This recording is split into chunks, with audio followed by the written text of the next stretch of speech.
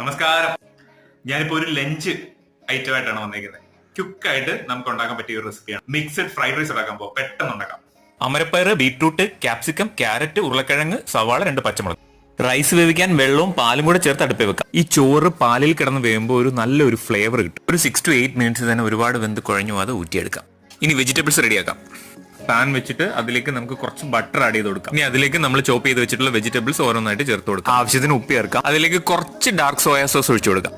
Vegetables ഒരു half cook ആയാൽ മതി കേട്ടോ.